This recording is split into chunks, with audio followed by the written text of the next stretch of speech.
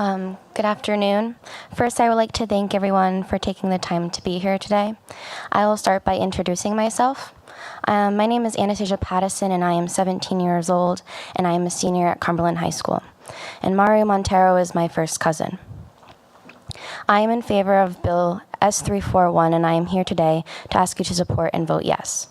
I am honored to be able to read my cousin Mario Montero's testimony on his behalf today. The following words were written by him. Good evening, ladies and gentlemen. I want to first thank the members of this committee for allowing my testimony to be read tonight by my cousin Anastasia.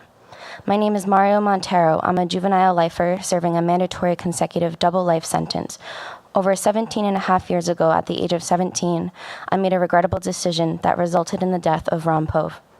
Although it was not my intent to cause loss of life, nor could my 17-year-old self-comprehend the ramifications of my decisions, I, however, take full responsibility for my actions and will forever be remorseful and sorry.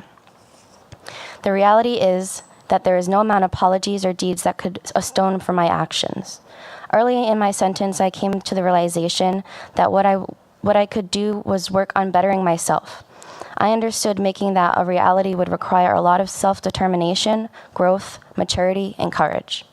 A process which I was willing to undergo to prove myself and others I've changed. This process drove me to participate and complete many rehabilitative programs such as GED, CCRI college courses, anger management, horticulture skills, and victims impact, to name a few. I am currently a trainer in the NEEDS Prison Pup program, which trains service dogs.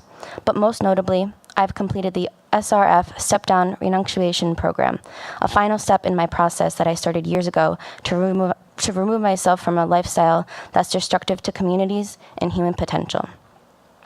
This program has also given me tremendous insight into my traumatic experiences and the role they play on early development. I've also been given the platform to use my experiences as a tool to discourage future 16 or 17-year-old boys and girls from making the same bad choices that I've made. Growing up, I was never raised in a healthy or stable environment. Prior to the death of my parents at the age 9, I was moved around to multiple abusive group homes. After the death of my parents, I was placed with Pauline Palmer, who would become my stepmother. While living in this environment, I was exposed to many forms of physical, emotional, and mental abuse, including but not limited to routine beatings with a yellow wiffle bat and cords, as well as verbal abuse, telling me that I would never amount to anything. By the time I was 12, it was common for my stepmother and her daughter to involve me in their criminal behavior. I was once instructed to push a full shopping cart out of the store. After being caught, I was left at the store for over an hour until my sister picked me up. They would also include me in their drug deliveries. At times during these deliveries, I would have to transport the crack in my mouth until the transaction was complete. The abuse and neglect I suffered at the hands of my stepmother caused me to set out and search elsewhere for love, support, and acceptance I wasn't getting at home. This elsewhere led me down the path of my incarceration. I fully understand that my trauma is not an excuse for my crime. I, however, do believe it played a detrimental role in my ability to comprehend the lifelong consequences my actions would have. I also believe if I had any type of positive influence in my life at the time of my life paths would have been different. Since my incarceration, I have established healthy, loving, and supportive relationships with my family and new friends. These relationships with my aunts Dee and Jackie, my cousin Anastasia, my brother Jesse, and friends will be the community that will help me become a contributing member of society if I am ever to be released. Members of this committee, I humbly ask you to pass the bill S341. Passage of this legislation would only allow an opportunity at parole. The parole board will determine if the rehabilitation has been demonstrated enough to grant parole. If I were given the chance, I would be able to prove that the man I am today is far removed from the hopeless, misguided 17-year-old I was. In closing, I would like to thank the members of this committee for allowing my testimony to be heard. In addition to Mario's statement, there is one more thing I want you to keep in mind as you hear these testimonies today.